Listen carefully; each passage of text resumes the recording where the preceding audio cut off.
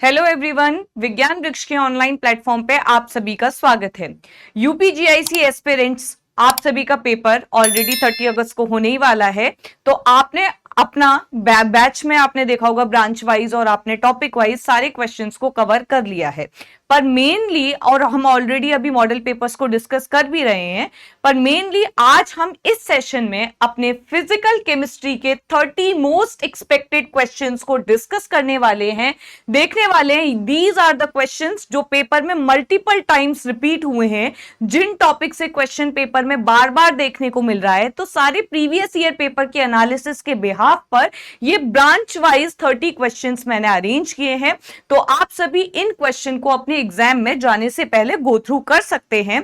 इसी के साथ साथ अभी हम डिटेल में उन सारे क्वेश्चंस को देखेंगे भी। इसी के साथ साथ जैसा कि आप सभी को पता है कि यूपी पीजीटी एग्जाम की वैकेंसीज जो हैं ऑलरेडी अनाउंस हो गई हैं। तो जो कोई भी एस्पिरेंट यूपी पीजीटी एग्जाम की प्रिपरेशन करना चाहता है तो 3 सितंबर से बैच यूपी पीजीटी को टारगेट करते हुए बैच स्टार्ट होने वाला है। ऑल द सीरियस एस्पिरेंट्स जो कोई भी यूपी पीजीटी केमिस्ट्री की तैयारी करना चाहता है वो इस बैच को ज्वाइन कर सकता है। 3 सितंबर से आपका बैच स्टार्ट होने वाला है। तो coming upon to our main point जिसके बारे में आज हम चर्चा कर रहे थे कि यूपीजीआईसी एग्जाम में फिजिकल केमिस्ट्री के जितने भी इंपॉर्टेंट टॉपिक हैं उनसे सबसे इंपॉर्टेंट मोस्ट एक्सपेक्टेड जो क्वेश्चंस आपके प्रीवियस ईयर पेपर में देखने को मिले हैं उस बिहाफ पर आई हैव डिजाइन 30 क्वेश्चंस। तो इस तरह का आपको एक पेपर मिलेगा जो कि फिजिकल केमिस्ट्री के सारे टॉपिक्स को इंक्लूड करेगा और उसमें हर एक टॉपिक से जो भी मोस्ट इंपॉर्टेंट क्वेश्चन बनता है वो क्वेश्चन आपको इस पेपर में इस फॉर्मेट में देखने को मिलेगा। ये पेपर बेसिकली स्टूडेंट 3 सेक्शंस में डिवाइड किया गया है, सेक्शन ए, सेक्शन बी और सेक्शन सी। सेक्शन ए में आपको लॉन्ग आंसर टाइप के क्वेश्चंस देखने को मिलेंगे जहां पर आपकी कंप्लीट कॉन्सेप्ट को अंडरस्टैंडिंग कितनी है आपकी वो चीज एनालिसिस की जा सकती है।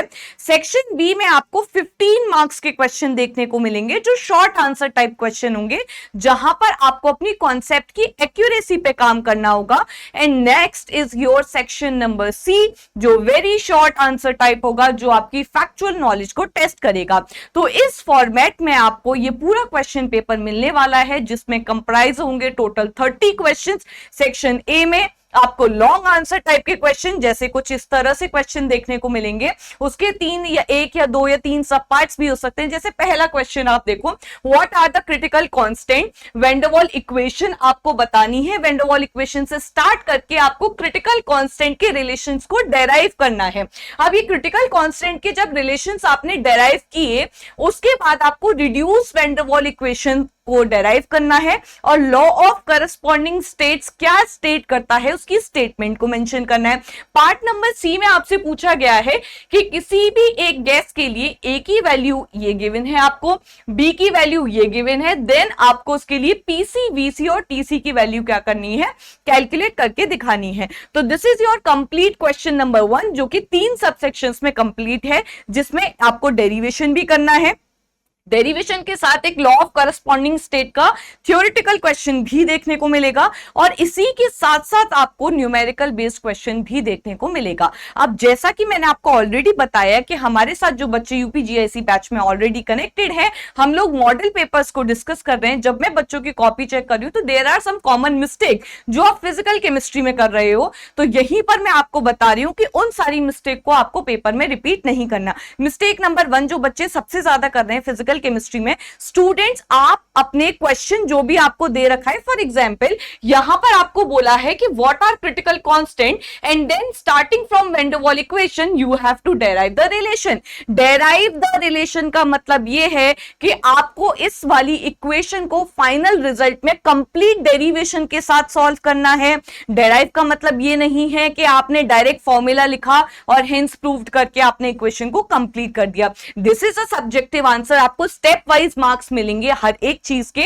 और डेरिवेशन में सबसे मेजर मिस्टेक यही हो रही है कि स्टूडेंट मेनली स्टेप्स को स्किप कर रहे हैं और 2-3 स्टेप में अपना डेरिवेशन कंप्लीट कर रहे हैं।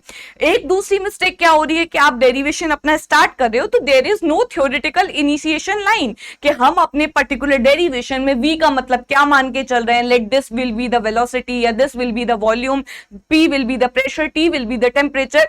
हम कौन सी इक्वेशन से स्टार्ट करें। For example we are starting our derivation using van der Waals equation. तो ये सारे पॉइंट्स आपको थ्योरेटिकली भी अपने डेरिवेशन में मेंशन करने हैं, ठीक है। डेरिवेशन वाले पार्ट में आपकी ये मिस्टेक थी जिसको आपको रेक्टिफाई करना है। अब न्यूमेरिकल वाले क्वेश्चन में दिक्कत क्या आ रही है? न्यूमेरिकल वाले क्वेश्चन में आपने क्या किया, डायरेक्टली फॉर्मूला लिख दिया और उसमें वैल्यूज रखी और फटाफट से आंसर अपना निकाल दिया। ऐसा नहीं करना है। आइडियल रिप्रेजेंटेशन न्यूमेरिकल की होती है, जो भी वैल्यूज आपको दी हुई है, जैसे आप यहाँ पे क्वेश्चन नंबर 1 की पार्ट सी में देखिए, आपको क्या दिया हुआ है, यहाँ पे आपको मेंशन किया हुआ है कि ए की वैल्यू कितनी दे रखी है। Let me take the pen 1 second. Yes, तो ए की वैल्यू आपको गिवन है यहां पर आपकी 0.34, राइट। तो आपको लिखना होगा सबसे पहले, अपना न्यूमेरिकल स्टार्ट करने से पहले गिवन वैल्यूज क्या है। Given A is equals to this, given B is equals to this. Now find क्या करना है, PC, VC and TC.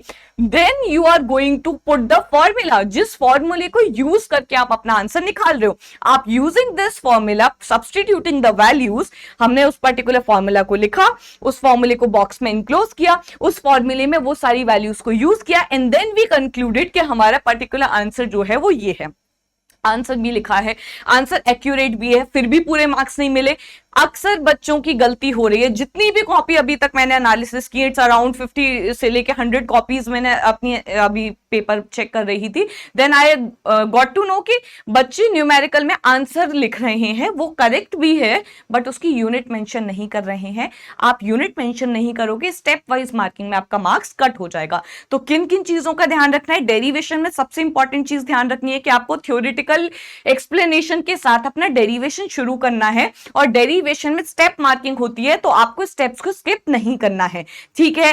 Point number 2, जो कोई भी आपका न्यूमेरिकल वाला क्वेश्चन होगा, तो न्यूमेरिकल क्वेश्चन में जो डेटा आपको गिवन है पहले आप वो मेंशन करेंगे, जिस फॉर्मूला को आप यूज कर रहे हो उसे एक बॉक्स में इनक्लोज करेंगे कि using this formula, substituting the values, we are going to get this answer. जो आपका आंसर आया, आंसर में न्यूमेरिकल जो वैल्यू है उसके साथ साथ आपको उसकी यूनिट मेंशन करना बहुत ज्यादा इंपॉर्टेंट है, ठीक है। न्यूमेरिकल वाले आंसर में इन सारी चीजों का आपको ध्यान रखना है, ठीक है। अब मेनली क्वेश्चन, क्योंकि हमारी फिजिकल केमिस्ट्री थोड़ी सी न्यूमेरिकल अप्रोच बेस होती है, तो ज्यादातर सवाल आपको डेरिवेशन बेस देखने को मिलेंगे, कुछ सवाल आपको न्यूमेरिकल एप्लीकेशन बेस देखने को मिलेंगे, और कुछ सवाल आपको स्टेटमेंट वाइज मिलेंगे। स्टेटमेंट वाइज बोल सकते हैं, शॉर्ट नोट टाइप में, जैसे यहाँ पे लॉ ऑफ करस्पॉन्डिंग स्टेट पे आपको क्या करना है, उसकी स्टेटमेंट को एक्सप्लेन करना है। तो इस तरह से मेजरली आपका फिजिकल केमिस्ट्री का कंप्लीट सेक्शन कवर होगा। यहां पर हमने देखा कि एक 25 मार्क्स के क्वेश्चन में ही हमें तीनों वैरायटी देखने को मिल गए, डेरिवेशन भी मिल गया, स्टेटमेंट वाला क्वेश्चन भी मिल गया,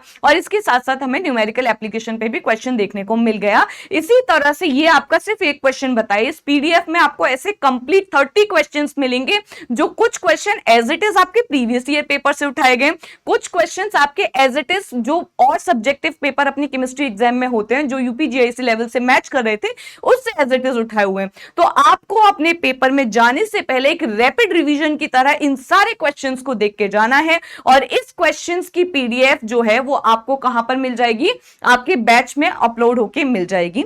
सो स्टूडेंट, ये फिजिकल केमिस्ट्री के बारे में एक कंप्लीट सेशन था। अगर आप चाहते हो कि इनऑर्गेनिक केमिस्ट्री और ऑर्गेनिक केमिस्ट्री का भी ऐसा सेशन आए, तो कमेंट सेक्शन में आपको कमेंट करना है। उसके लिए अगर 30 कमेंट से ऊपर कमेंट होंगे तो ऐसा ही एक most important question series organic के लिए भी लेके आएंगे हम, और ऐसे ही इनऑर्गेनिक केमिस्ट्री के लिए भी लेके आएंगे। But for that you have to make sure कि कमेंट्स आपके 30+ होने चाहिए, ठीक है। तो इसी के साथ स्टूडेंट हम आज के सेशन को यहीं पर कंक्लूड करते हैं। Thank you so much everyone.